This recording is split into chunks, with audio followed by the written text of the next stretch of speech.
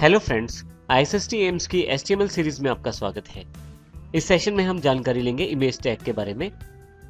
Internet की दुनिया में काफ़ी सारी जानकारियाँ इमेजेस से दी जाती हैं, जैसे कि फेसबुक पे इमेज पोस्ट करना या इसके अतिरिक्त काफ़ी सारी वेबसाइट्स पे काफ़ी सारी इमेजेस लगाई जाती हैं। इमेजेस जो हैं बहुत इंपॉर्टेंट पार्ट है आज की डेट में इंटरनेट का। आप भी अपनी वेबसाइट या वेब पेजेस में इमेजेस को लगा सकते हैं। इसको लगाने के लिए हम इमेज टैग का प्रयोग करते हैं। इमेज टैग एक इनलाइन एलिमेंट है। अपने वेब पेज में इमेजेस को शो करने के लिए आपको काफी सारी प्रॉपर्टीज को वैल्यू देनी होती है।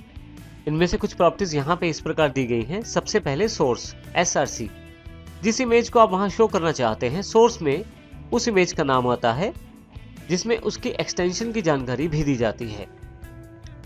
अल्टरनेट टेक्स्ट ALT, यदि किसी कारण से वो इमेज हमारे HTML पेज में दिखाई नहीं दे रही तो उस स्थान पर, उस इमेज के स्थान पर अल्टरनेटिव टेक्स्ट दिखाई देगा। ये अल्टरनेट टेक्स्ट आप दे सकते हैं।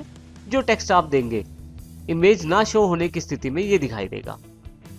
हाइट, उस इमेज की हाइट क्या है, पिक्सल्स में दे सकते हैं, जैसे 200 पिक्सल हमने यहाँ पे जानकारी दी हुई है। Width 300 pixel.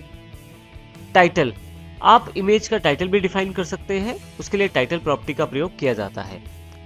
इमेज टैग को अच्छी तरह से समझने के लिए हम 15 पॉइंट image.html प्रोग्राम को देखते हैं।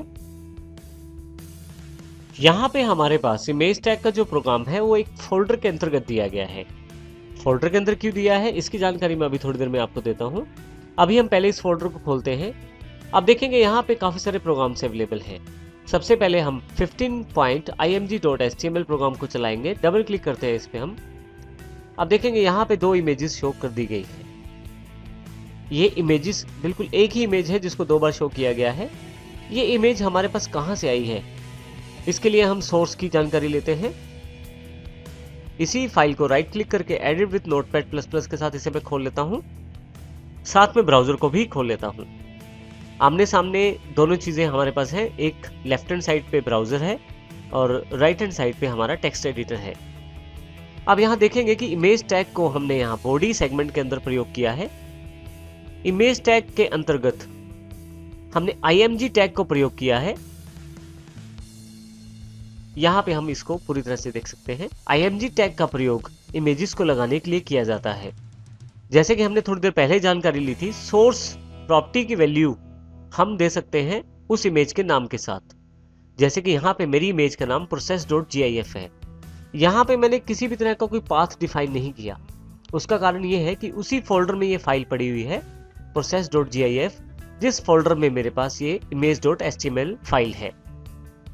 यदि आपकी फाइलें सेम फोल्डर के अंतर्गत हो तो फिर आपको यहाँ पे पाथ देने की आवश्यकता नहीं रहती है। हम फिर से वापस आते हैं अपने प्रोग्राम पे। उसके साथ ही हमारे पास यहाँ पे अल्टरनेटिव टेक्स्ट दिया गया है ISST एम्स स्मार्टो सिस्टम। किसी कारण से अगर ये इमेज दिखाई नहीं देती तो हमारे ब्राउजर में अल्टरनेटिव टेक्स्ट दिखाई जाएगा। विड्थ की जानकारी दी गई है जो 400 है और हाइट जो है वो 200 है। मैं यहाँ विड्थ को अपने अनुसार चेंज भी कर सकता हूँ। जैसे मैं इस इमेज को, इसकी विड्थ बढ़ा लेता हूँ और यहाँ पे इस इमेज का हाइट बढ़ा लेता हूँ। इस फाइल को सेव कर देता हूँ और फिर से यहाँ पे रिफ्रेश कर देता हूँ। आप देखेंगे नीचे वाला जो पिक्चर है वो थोड़ा सा बड़ा हो गया है, क्योंकि उसका साइज जो है वो इस वक्त डिफरेंट है और अलग है। पहले वाला इमेज छोटा है और दूसरे वाला इमेज बड़ा है। यहाँ पे मैं इस इमेज टैग को हटा देता हूँ, तो इसके लिए मैं सिलेक्ट कर लेता हूँ, डिलीट, फाइल को सेव कर लेता हूँ और फिर से यहाँ पे रिफ्रेश कर देता हूँ ब्राउजर को। तो आप देखेंगे केवल एक ही इमेज यहाँ पे रह गई है।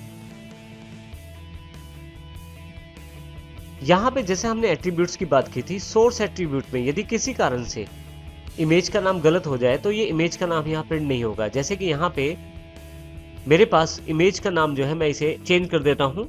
इसकी एक्सटेंशन थोड़ी सी मैं गलत कर देता हूँ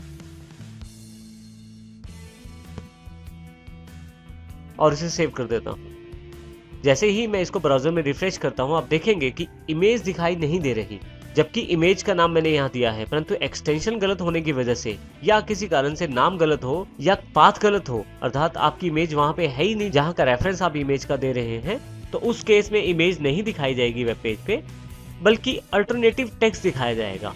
ये उन ब्राउजर्स के लिए भी इस्तेमाल किया जाता है जो ओल्ड हैं और नई इमेजेस वाले कंट्रोल्स को नहीं संभाल सकते। या उस स्थान पर भी प्रयोग किया जाता है जहां पे किसी कारण से आपकी इमेज शो नहीं हो रही। अल्टरनेटिव टेक्स्ट का प्रयोग कर सकते हैं। इमेज के एक्सटेंशन क्या है ये जानने के लिए आइए हम अपने इमेज वाले फोल्डर में चलते हैं। आप देखेंगे यहाँ पे एक्सटेंशन दी गई है process.gif। तो जो ये डॉट के बाद के 3 अक्षर हैं तो ये एक्सटेंशन को रिप्रेजेंट करते हैं। अगर मैं इसे राइट क्लिक करके प्रॉपर्टीज में जाकर देखूं तो उसमें भी यहाँ टाइप ऑफ फाइल की जानकारी दी जाती है। तो जब भी आप किसी इमेज का रेफरेंस देते हैं तो जरूरी है कि आप एक्सटेंशन को सही ढंग से देखें और उस एक्सटेंशन को वहां पे जरूर दें। एक्सटेंशन गलत होने की स्थिति में या इमेज का नाम गलत होने की स्थिति में आपके पास अल्टरनेटिव टेक्स्ट को शो किया जाता है, जैसे कि यहाँ पे किया जा रहा है। तो इस प्रकार आप अपनी इमेजेस को रेफरेंस देते समय उसके नाम और एक्सटेंशन का ध्यान जरूर रखें। मैं यहाँ फिर से एक्सटेंशन ठीक कर देता हूँ और इसे सेव कर देता हूँ। फाइनली फिर से यहाँ पे रिफ्रेश करता हूँ तो मेरी इमेज यहाँ पे वापस आ जाती है। तो इस प्रकार मैं इमेज टैग के अंतर्गत अल्टरनेटिव टेक्स्ट और सोर्स को प्रयोग कर सकता हूँ।